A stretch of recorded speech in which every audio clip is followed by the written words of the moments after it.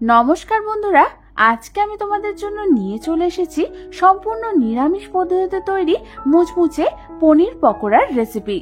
এই পকোড়াটা খেতে এতটাই মুচমুচে আর এতটাই সুস্বাদু হয় যে তোমরা বাড়িতে এটা একবার বানিয়ে খেলে বারবার খেতে ইচ্ছা করবে। তাহলে চলো এটা আমাদের বানাতে কি কি লাগছে সেটা দেখে নিই। আর আমি সুস্মিতা তোমাদেরকে আমার চ্যানেল নিরামিষ বাংলাতে স্বাগত জানাই। এই পনির পকোড়াটা বানানোর জন্য আমি এখানে নিয়ে নিয়েছি প্রায় 200 গ্রাম মতো পনির। এবার আমাদের এই পনিরটাকে প্রথমে ছুরির সাহায্যে এরকম সরু সরু আর লম্বা লম্বা করে কেটে নিতে হবে।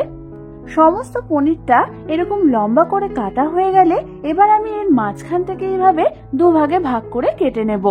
তোমরা এখানে তোমাদের ইচ্ছা মতো শেপের পনিরও কেটে নিতে পারো। আমাদের সমস্ত পনিরগুলো কাটা হয়ে গেছে। এবার আমি এই পনিরগুলোকে একটা প্লেটের মধ্যে ট্রান্সফার করে নেব। তারপর আমি এর মধ্যে একে একে দিয়ে দেব 1 চামচ পরিমাণ নুন, হাফ চামচ পরিমাণ হলুদ গুঁড়ো, হাফ চামচ পরিমাণ কাশ্মীরি লাল লঙ্কার গুঁড়ো, হাফ চামচ পরিমাণ ধনে গুঁড়ো,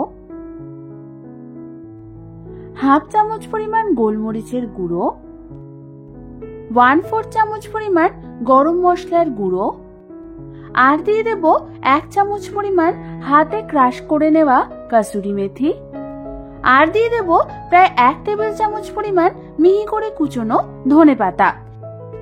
এবার আমাদের এই সমস্ত কিছুকে পনিরটার গায়ে হালকা হাতে ভালো করে মাখিয়ে নিতে হবে। তোমরা দেখো আমাদের পনিরটার সাথে সমস্ত কিছুই ভালো মতো মাখানো হয়ে গেছে। এবার আমি এই পনিরটাকে ম্যারিনেট হওয়ার জন্য রেখে দেব প্রায় 5 থেকে 10 মিনিট। ততক্ষণে আমি একটা ব্যাটার বানিয়ে নেব। তার জন্য একটা বাটির মধ্যে নিয়ে নিলাম 1/4 কাপ পরিমাণ ময়দা, 1/4 কাপ পরিমাণ বেসন, 2 টেবিল চামচ পরিমাণ কর্নফ্লাওয়ার, স্বাদ অনুযায়ী নুন, হাফ চামচ পরিমাণ চিনি, হাফ চামচ পরিমাণ হলুদ গুঁড়ো, হাফ চামচ পরিমাণ কাশ্মীরি লাল লঙ্কার গুঁড়ো, 1 চামচ পরিমাণ চাট মশলা, আর দিয়ে দেব হাফ চামচ পরিমাণ গোলমরিচের গুঁড়ো আর হাফ চামচ পরিমাণ গরম মশলার গুঁড়ো। এবার আমাদের এই সমস্ত ড্রাই ইনগ্রেডিয়েন্টস গুলোকে প্রথমে ভালো করে মিশিয়ে নিতে হবে।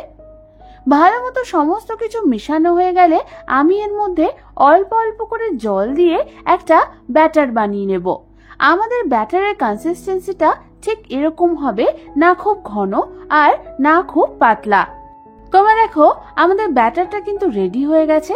এবার এটাকে সরিয়ে রেখে অন্যদিকে আমি একটা প্লেটের মধ্যে নিয়ে নিয়েছি কিছুটা পরিমাণ কর্নফ্লেক্স। এবার আমি হাতের সাহায্যে এই কর্নফ্লেক্স গুলোকে একটু গুঁড়ো গুঁড়ো করে নেব।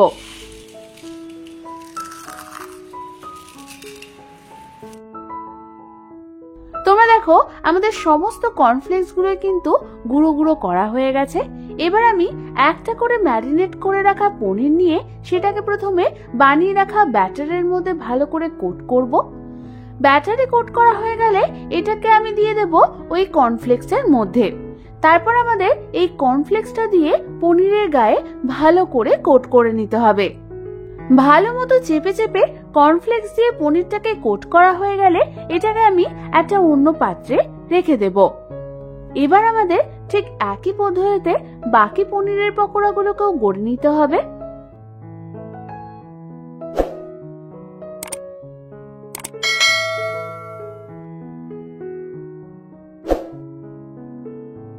তোমরা দেখো আমাদের সমস্ত পনির পকোড়াগুলোই গড়া হয়ে গেছে। এবার আমি অন্যদিকে গ্যাস জ্বালিয়ে একটা কড়াইয়ের মধ্যে ডিপ ফ্রাইং এর জন্য সাদা তেল গরম বসিয়ে দিলাম।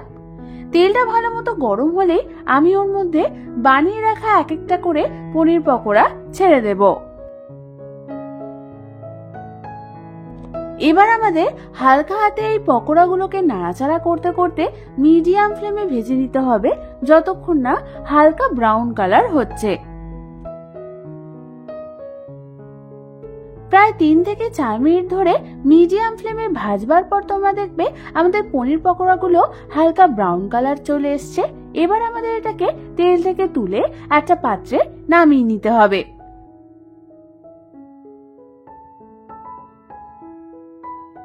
এরপর আমি ঠিক একই পদ্ধতিতে বাকি পকোড়াগুলোকেও ভেজে নেব।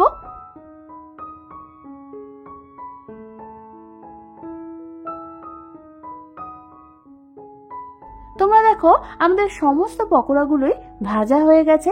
এই সবগুলোকে আমি একটা অন্য পাত্রে নামিয়ে নেব।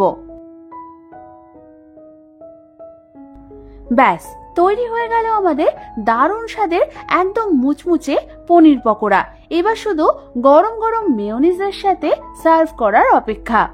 কি একটা দারুণ নিরামিষ স্ন্যাক্সের রেসিপি শিখিয়ে দিলাম তো। তাহলে আর দেরি না করে বাড়িতে যে কোনো একদিন এটা ঝটপট ট্রাই করে ফেলো। আর ট্রাই করলে অবশ্যই আমাকে জানিও কেমন লাগলো। এই রেসিপিটা ভালো লেগে থাকলে একটা লাইক করে দিও। আর এরকম রেসিপি আরো পেতে হলে আমার চ্যানেলটাকে ঝটপট সাবস্ক্রাইব করে নাও। আজ তাহলে এ পর্যন্তই। আমি আবার চলে আসবো তোমাদের কাছে নতুন কোনো রেসিপি নিয়ে।